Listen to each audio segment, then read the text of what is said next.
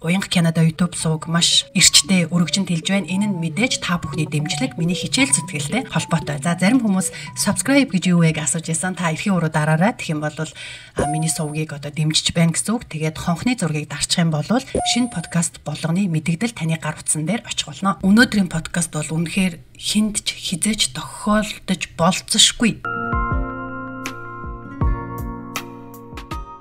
Шантелийн ээж 74 настай Жермела Вестгард энэ луурын улмаас орон гэргүй болж улмаар амь насаа алджээ. Та нар боддоо 70 гаруй настай эмэгтэй хүн тэтгэврт зүгээр сайн сайхан амьдарч исэн. Гэтэл гэрт нь хинч ирээгүй, хинтээж уулзаагүй, хинч биед нь хүрээгүй ирнээсээ луурын улмаас болж тэрээр амь насаа алдсан.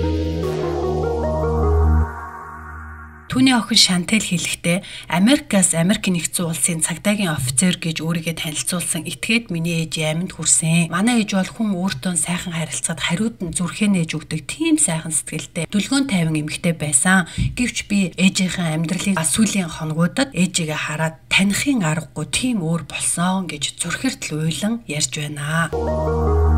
За тэгээд одоо Америкт өөрийгөө амьдардаг цагдаагийн офицер, за ерөн цагдаагийн хушууч, мэс заслын эмч гэж танилцуулдаг энэ хуурамч аккаунтууд ийм захиаг явуулдаг байсан байна. Hey, миний хайртай Ярмила. За энэ Жермилаг заримдаа одоо wire уншаад тэг Ярмила гэдэм байна. Hey, миний хайртай Ярмила, чи минь сайн уу? Чамаага би санаж байна. Уулзах өдрийг би дэсэн ядан хүлээж байна.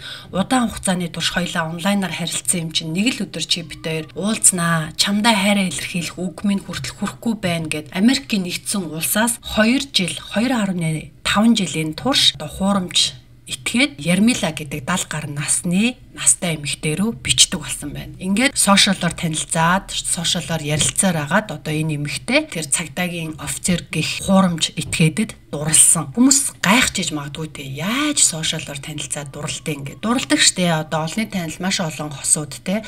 Instagram, Facebook, өөр юу гэдэг WhatsApp гэдэг олон аппликейшнуудаар холбогдоод за тэднэртэй ахуйд танилцсан байдаг те. Одоо уулзсан гэсэн. Тэгээ дурлал нь бүтлгүүцсэн хэрэгүүд байдаг. Хэдийгээр улаан цай нэг одоо хулигтаад алга болоогүй ч гэсэн дурлал нь бүтээг үзүүлс байдаг. Тэр тусмаа ахмад настай хүмүүс тохиолддог хэрэг учраас та нар анхааралтай сайн сонсоорой. Шантел гэдэг нь болохоор энэ Ярмила гэд эмэгтэйгийн охин нь. Тэгээ тэр охин хэлэхдээ миний ээжийг дурлалын нялуун үгсээр хордуулсан. Ингэж өөртөө тасгсан гэж аа. 14-тэй хүүхдийг бол 14 хүн настай гинэн хонгор гэж хэлгсэн те. Одоо 74 настай хүний чинь эмзэг бүлгийнх нь л гээдэ. Ер нь энэ гэмт хэрэг эмзэг бүлгийн одоо ямар нэгэн сэтгцэн асуудалтай ганцаардсан те сошиал дээр одоо хитрхи өөрийнх нь сул тал болох одоо хувийн амьдралын болж байгаа болохгүй бүтэхгүй юмнуудаа их дэлгдэг тэр байдал нь энэ залилагчдын олз болж идэм байна. Энэ хүн ганцаардж байна, энэ хүн уйлж байна, энэ хүн одоо хань ижил хайж байна. Тэгэхээр би яг энэ үүн дээр нь орж тоглоно гэж боддгийм байна л да. За тэгээд 2 жил 2.5 жилийн турш холбогдож одоо дурлалын гашуун үг, нялуун үгсээр урагдсан. Ерөөсө зогсоо зайгүй сэрэгтэн л чимэн сэрсэн үү, хоолой идсэн үү, чамшиг үзэсгэлэнтэй сайхан эмэгтэй хараагүй. Одоо ямар азтай сайхан өдөр хоёлоо уулзах бол би чиний төлөө бүх ажлаа энд амжуулж ийн удахгүй бүх юм хаяа чам дээр очино. Тэр хүртэл надад нэг жоохон цаг хугацаа ийм тийм юм хэрэгтэй байна гэж хэлнэ. Эхлээд бол дурлалын нялуун үгсийг чулууд нь эхлээд бол мөнгө төгрөг ярихгүй зүгээр хайр л яриад байдаг гэж байгаа. Энэ гэмт хэргийн онцлог $1,000 авч исэн, $5,000 авч исэн баг. За бүр $36,000 манай энэ Ярмила гэдэг одоо талигач 74 наснда талигач болсон Канада эмэгтэй $36,000 бүр боож баглаад Америкийн нэгдсэн улс руу хилд авуулах гэж байгаад хилийн шалган дээр баригдаад анхааруулга авч ирсэн байна. Та ингэж их хэмжээний мөнгийг хилд авуулж болохгүй гэд анхааруулга аваад өөрөө бүр торгуулж ясан. Тэгэхээр ингэтлээ одоо дурлсан, татагдсан эсвэл нөгөө нэг атсан шалаанд орно гэдэг шиг те энэ мөнгийг өгөхгүй л бол болохгүй байдалд орсон.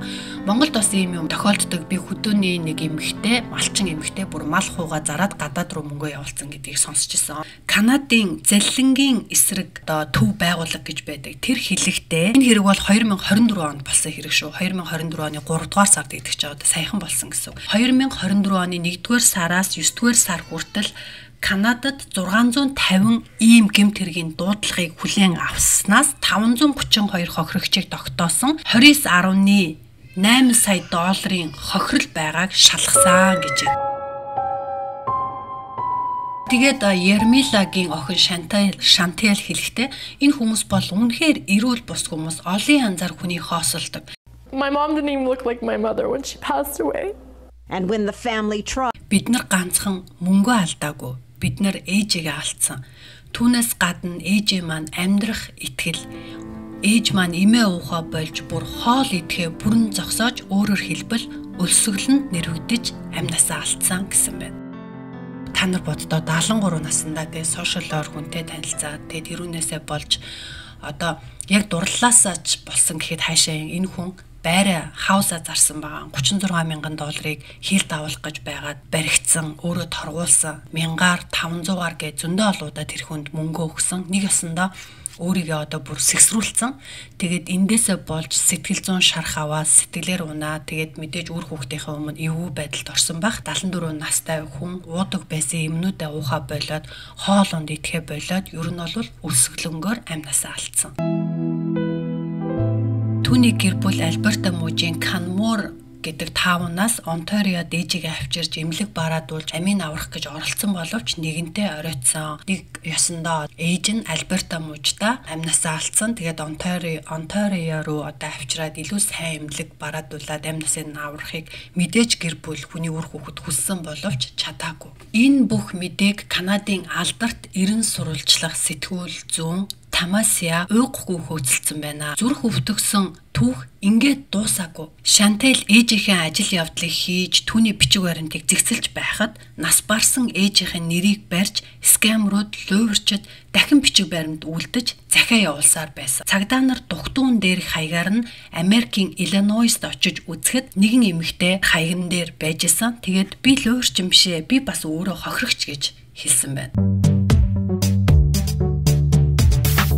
За би өмнөх подкастн дээр хэлжсэн дурлал бол хар тамхи шиг хүнийг донтуулдаг гэд те. Залуу хүмүүс ч гэсэн дурлалаас болж амиа хорлох те бүтлгүй дурлалаас болж янз бүрийн асуудлуудыг гаргадаг. Настан болвол одоо шууд амнасаа эвгүдэхээгүй зүгээр айжмаар сэтгэлийн гутралд ороод сэтгэл зүйнд ороотоод ичсэн, шаналсан, харамссан, дээр нь одоо дурлсан сэтгэл нь түүнийг хоолноос хүртэл гаргаад өлсгөлөнд нэрвэгдэж амнасаа алдах шалтгаан болжээ. За тэгээд энэ подкастыг сонсож байгаа хүмүүс бас залуучууд яах вэ те?